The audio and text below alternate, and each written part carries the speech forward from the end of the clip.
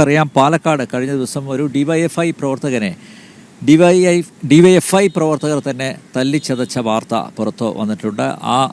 ആ പ്രവർത്തകൻ്റെ ആരോഗ്യനില അതീവ ഗുരുതരമായി തുടരുകയാണ്. മുൻ ഡിവൈഎഫ്ഐ നേതാവ് ഇപ്പം മർദ്ദിക്കാനുള്ള കാരണം ഡിവൈഎഫ്ഐ വിട്ടതായിരിക്കാം. മുൻ ഡിവൈഎഫ്ഐ നേതാവ് പനയൂർ സ്വദേശി വിനീഷിൻ്റെ നില ഗുരുതരമായി തുടരുന്നു. കേസിലെ മുഖ്യപ്രതിയായ ഒളിവിൽ കഴിയുന്ന ഡിവൈഎഫ്ഐ ബ്ലോക്ക് സെക്രട്ടറി രാകേഷിനെ കണ്ടെത്താനായി പോലീസ് അന്വേഷണം തുടരുകയാണ്. അരുൺ ആലത്തൂർ ചേരുന്നു. അരുൺ, ഇത് ഡിവൈഎഫ്ഐക്കാർ തമ്മിലുള്ള സംഘർഷമാണ്, അടിപിടി ആണ്.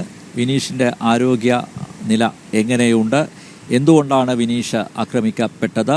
ഞാൻ നേരത്തെ സൂചിപ്പിച്ചതുപോലെ ഡിവൈഎഫ്ഐ വിട്ടതിലുള്ള പ്രതികാരം തീർത്തതാണോ? വിശദാംശങ്ങൾ ആരും?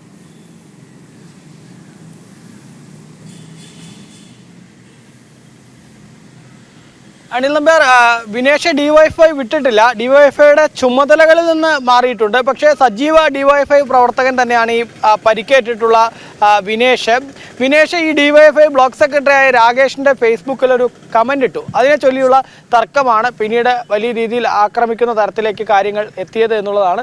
പ്രത്യേകിച്ച് ഈ CPM ഭരിക്കുന്ന വാണിയംകുളം പഞ്ചായത്തിലെ അവിടുത്തെ അഴിമതിയും അതുപോലെ തന്നെ സ്വജനപക്ഷപാതവും ഒക്കെ ഈ രാകേഷ് വിനേഷ് വിമർശിക്കുകയുണ്ടായി. ഇതിലുള്ള വൈരാഗ്യം കൂടെയാണ് ഈ യുവാവിനെ ആക്രമിക്കാൻ കാരണമെന്നാണ് അറിയുന്നത്. ഇപ്പോഴേതായാലും ആ യുവാവിൻ്റെ നില ഗുരുതരമായിട്ട് തന്നെ തുടരുകയാണ് എന്നുള്ളതാണ്.